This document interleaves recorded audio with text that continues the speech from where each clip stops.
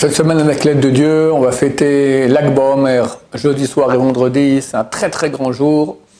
C'est la Iloula de Rabbi Shimon Bar Yochai. Il y a une très belle histoire à son propos qui est archi inconnue, mais qui provient du Midrash, qu'il n'arrivait pas à avoir des enfants. Et comme ça, pendant de longues années, pas d'enfants. Après 10 ans, normalement, le mari, il a une mitzvah d'avoir des enfants. C'est une mitzvah qui concerne les hommes, pas les femmes. C'est la première mitzvah qui est écrite dans la Torah pour vous. Fructifiez-vous et multipliez-vous. C'est une loi qui concerne les hommes et pas les femmes. Donc, après 10 ans, il a le droit. Aujourd'hui, on évite cela, mais il peut déjà trouver une deuxième femme. Aujourd'hui, on ne peut pas avoir deux femmes. Que des gens comme Abba Saleh se permettaient de faire ce qu'ils voulaient. Mais l'État israélien et l'État français, il met en tôle pour ça, d'accord? Ça s'appelle bigamie, c'est interdit. Alors, c'est vraiment, il n'y a pas le choix. Il divorce de la première, il se marie avec une deuxième, mais on déconseille beaucoup de faire ça. En tout cas, à l'époque, c'est ce que Yochai, le père de Rabbi Shimon Bar Yochai, a voulu faire. Et sa femme, bien sûr, pleurait pour qu'elle ait un enfant. Et un jour, il est arrivé, il voyait un champ où il y avait des arbres, et quelqu'un venait et arrosait les arbres. Et à un moment, il est venu vers un arbre qui était mort, qui était sec. Et il a arrosé, mais pas avec un arrosoir comme il faisait sur les autres arbres. Il a pris un flacon et il a versé de l'eau qui va dans le flacon sur cet arbre-là sec. Et tout à coup, l'arbre est devenu tout vert, est devenu beaucoup plus grand que les autres arbres et a fait des fruits beaucoup plus grands que les autres arbres. Ok, il a compris que ce rêve veut dire quelque chose. C'est quoi cet arbre qui est sec, qui donne des fruits? Peut-être ça le concerne à lui, qu'il aura des enfants. Il est allé voir son maître Rabbi Akiva. Et Rabbi Akiva, effectivement, lui a dit, oui, effectivement, dans le ciel, il était décidé maintenant que tu aies des enfants, et tu auras des enfants. Bon, il a eu Rabbi Shimon Bar Yochai, d'accord, c'est des fruits beaucoup plus grands que les autres arbres. Et là, Yochai demande à Rabbi Akiva, mais pourquoi est-ce que tous les arbres ont été arrosés avec un arrosoir normal et mon arbre avec un flacon? Alors Rabbi Akiva lui a répondu, le flacon, ce sont un flacon de larmes, les larmes de ta femme. C'est grâce aux larmes de ta femme que cet arbre-là, que Dieu a fait le miracle. À un moment, tu n'aurais pas dû avoir d'enfant.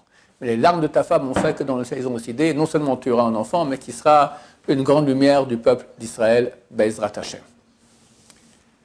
On raconte une deuxième histoire. Tu peux laisser, on se sépare en deux. Il y avait à Porat Yosef un homme qui s'appelle le Rav Tanzi, c'est lui qui servait le café et le thé aux étudiants. Et c'était son rôle. Et lui, chaque année, finissait le Zohar. Comment? Le temps que l'eau chauffe, le temps qu'il faut faire un deuxième service, il était assis là-bas dans la cuisine. Qu'est-ce qu'il allait faire? Regarder les mouches ou se tourner les pouces? Il lisait le Zohar. Et comme ça, il finissait chaque année le Zohar. Et chaque année, à Lag BaOmer, il faisait un Siyum HaZohar, un achèvement du Zohar. Il faisait une grande fête, il invitait 10 grands Talmidei Chachamim. Et non seulement cela, mais il leur remettait à chacun une enveloppe bien gonflée avec de l'argent. Ce n'est pas un homme qui est très riche, mais il mettait durant toute l'année, il met de l'argent de côté, il donnait comme ça aux Talmidei Chachamim qu'il invitait pour l'occasion de l'achèvement du Zohar.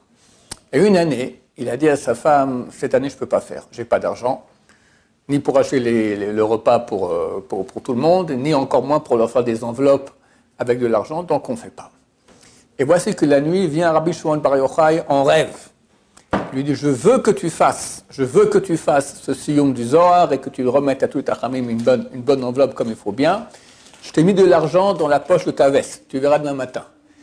Et cet argent-là, tant que tu voudras, tu pourras sortir, l'argent restera, il y en aura. Mais à condition que tu n'utilises ça jamais à personne. Le jour où tu diras à quelqu'un que tu as un argent magique, ça s'arrêtera tout de suite. C'est un peu comme Abba Saleh, d'accord? Il versait du harak comme ça, pour 200 personnes, une seule bouteille. Ok, c'est le matin, il voit l'argent. Et il va au marché, et il achète, il sort les billets, il achète bien comme il faut, etc. Après, il prend les enveloppes, il sort des billets, etc. Il met des enveloppes bien gonflées. Et là, sa femme lui dit, non, mais c'est quoi cette histoire-là? Tu m'as dit hier que tu n'avais rien, et là, tu as plein d'argent. C'est quoi cette histoire? Tu as fait un hold-up? Qu'est-ce qui se passe? Il dit, je ne peux pas te dire. Ça, c'est la chose qu'il ne fallait pas dire. Oh là là là là, sa femme commence